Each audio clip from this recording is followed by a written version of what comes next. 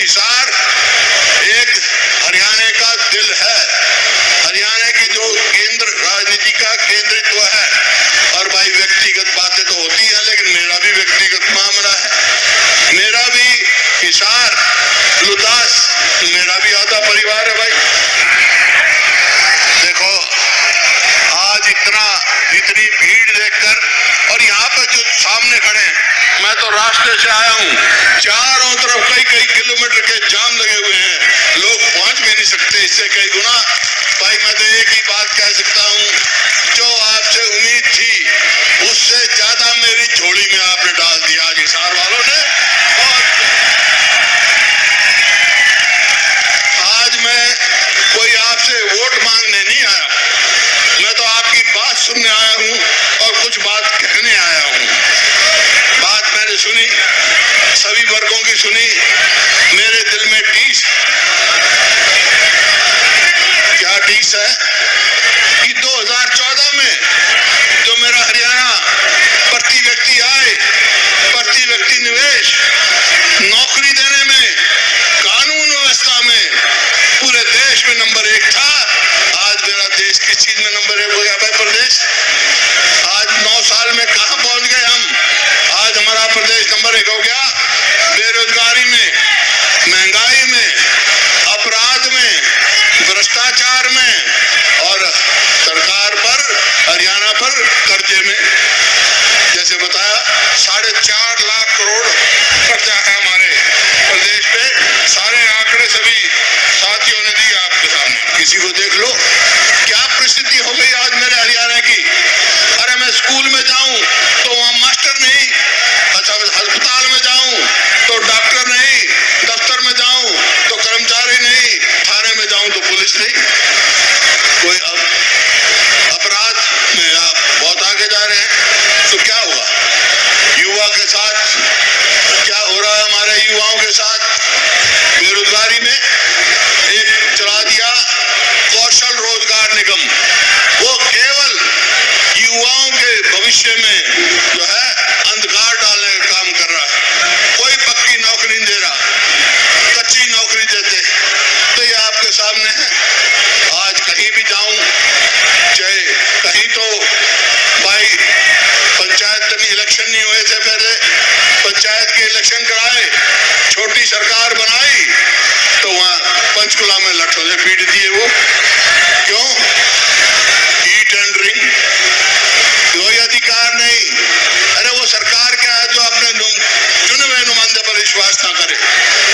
तो आपने देखा इसी प्रकार से आशा वर्कर बैठी हैं, कहीं मनरेगा के बैठे हैं, कहीं किसान मुआवजा की मांग कर रहे हैं, सब बैठे हैं। हिसार में चारों तरफ धरने पे बैठे हैं। कोई एयरपोर्ट के रास्ते के लिए रास्ता ही बंद कर दिया, उस पे बैठे हैं। कोई मुआवजा नहीं मिला, उसके लिए मांगे हैं। हर तरफ कोई भी एक भी ऐसा काम मैं नहीं कह सकता हूं जो इस सरकार ने जनहित के लिए लिया हो। आपको याद हो तो आप बता दो भाई। हिसार से ले लो, हिसार में बता दी दीपेंद्र सिंह जी ने कि हमारी सरकार के समय में कहां से कहां देख लो आप, रेल और रोड की यहां रैली हुई और काम शुरू किया गया कि भाई दिल्ली से सीधी रेल हिसार और सिरसा तक जाएगी, महम रोहतक महम हांसी रेल जुड़ जाएगी। 9 साल हो गए, अब तक वो पूरी नहीं कर सके। जमीन हम एक्वायर करके गए थे, नहीं हुई। एयरपोर्ट था, जो हवाई पट्टी थी, 2013 सेंट्रल कैबिनेट में हमने इसको डोमेस्टिक एयरपोर्ट मंजूर कराया। बात करते हैं इंटरनेशनल की, है तो डोमेस्टिक भी चालू नहीं कर सके भाई अब तक। हो गया बस भाई, बस भाई, बस भाई।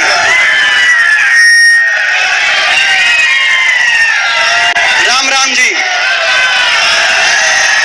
राम राम जी। और ये अग्नि परीक्षा, ये आपने अग्नि परीक्षा दी है, और मैं इस बात के लिए बधाई देता हूं, अपने सभी साथियों का इस बात के लिए बधाई देता हूं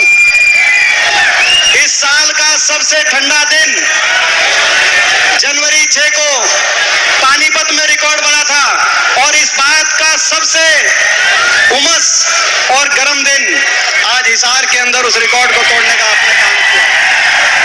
क्योंकि जब हम इनसे लड़ रहे हैं, बीजेपी से लड़ रहे हैं, सत्ता से लड़ रहे हैं, इनके पास बहुत कुछ है। इनके पास दिल्ली में भी सरकार है, इनके पास चंडीगढ़ में भी सरकार है, इनके पास बीजेपी भी है, इनके पास जेजेपी भी है। दो पार्टियां हैं, दो सरकार है, सत्ता बल है, धन बल है, मीडिया बल भी इनके पास है। हमारे पास कुछ है तो आपका आशीर्वाद है और आपका दिया हुआ हौसला है और उस बात पे लड़ रहे हैं और उस हौसले से लड़ रहे हैं और आपके आशीर्वाद से लड़ रहे हैं। आज 9-9.5 साल के बाद हरियाणा प्रदेश को विकास की पटरी से उतारने वाली सरकार, हरियाणा प्रदेश के भविष्य को चौपट करने वाली सरकार से लड़ रहे हैं। ये वो सरकार है जो 2014 में जब आई थी, देश में विकास दर के मामले में हरियाणा देश में नंबर 1 हुआ करता था। आज विकास दर के मामले में हरियाणा 17वें पायदान पे पहुंचा दिया इस खट्टर सरकार ने। सरकारी नौकरियां तो समाप्त कर दी गई, जो बची वो कच्ची कर दी गई या कौशल निगम के माध्यम से, अग्निपथ के माध्यम से। और उसके बावजूद कोई अगर भर्ती निकली तो या तो HPSC SSC की भर्ती घोटालों की भेंट चढ़ गई या ले देकर कोई लिस्ट आई तो हरियाणा के नौजवानों से ज्यादा दूसरे प्रदेशों का नौजवानों का नंबर हरियाणा की लिस्टों में आया, जैसे कि हरियाणा के नौजवानों में प्रतिभा ही नहीं।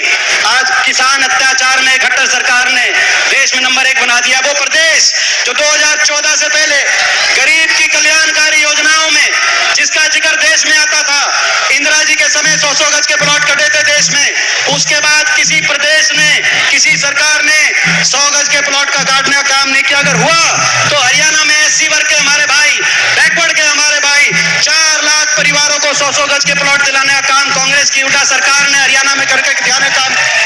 चाहे 100 गज के प्लॉटों की बात हो, चाहे प्रियदर्शनी इंदिरा आवास योजना में 3.5 लाख मकान बनवाने की बात हो, चाहे 20 लाख गरीब घर के बच्चों को स्कूल के अंदर वजीफा दिलाने की बात हो, चाहे पीने के पानी की टूटी टंकी देने की बात हो, चाहे राशन डिपो पे तेल, चीनी, दाल के साथ अच्छी क्वालिटी के अनाज की बात हो, जो प्रदेश गरीब कल्याण में चाहे बड़े बुजुर्गों को और हर वर्ग को देश में सबसे ज्यादा पेंशन देने की बात हो, जो प्रदेश गरीब कल्याण में देश में नंबर 1 हुआ करता था 2014 से पहले, वो आज महंगाई में नंबर 1 बन गया। हर घर का बजट बिगाड़ दिया इन्होंने। महंगाई देश में सबसे ज्यादा टैक्स अगर कहीं है, सबसे ज्यादा वेट अगर कहीं है तो इस खट्टर सरकार में, बीजेपी सरकार में हरियाणा के अंदर है। आज हर घर की गरीब के डीजल, पेट्रोल, रसोई गैस का सिलेंडर, जो सिलेंडर 400 पे था, आज 3 गुना बढ़ गया। डीजल, पेट्रोल, रसोई गैस का सिलेंडर, स्कूल के बच्चों की फीस, बिजली के बिल, आज हर घर के बजट को बिगाड़ने का काम इस सरकार में हुआ। जो प्रदेश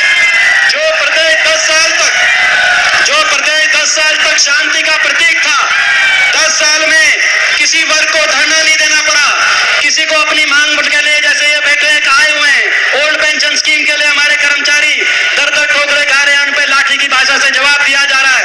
10 साल तक कर्मचारी, व्यापारी, किसान कोई धरना नहीं हुआ।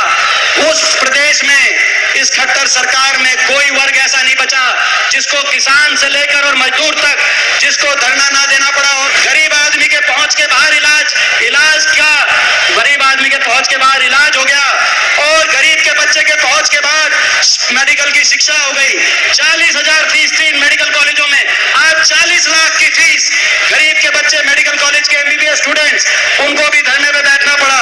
ऐसी स्थिति, वो प्रदेश जो खिलाड़ियों के सम्मान में, जो अभी कह रहे थे विजेंद्र, खिलाड़ियों के सम्मान में देश में जिस प्रदेश के उदाहरण दिए जाते थे, 750 खिलाड़ियों को सीधा भर्ती किया गया था, जिसमें भाई विजेंद्र बॉक्सर भी शामिल थे। आज उस प्रदेश का उदाहरण दिया जाता है कि उस प्रदेश की बेटियां जो ओलंपिक में मेडल लेके आई, उनको घसीट के दिल्ली की सड़कों पर इस सरकार ने घसीटने का जो काम किया, लेकिन उसके बावजूद हरियाणा के मुख्यमंत्री, हरियाणा के खेल मंत्री या किसी हरियाणा के बीजेपी के नेता के मुंह से ये नहीं निकली कि हम अपनी बेटियों को कहना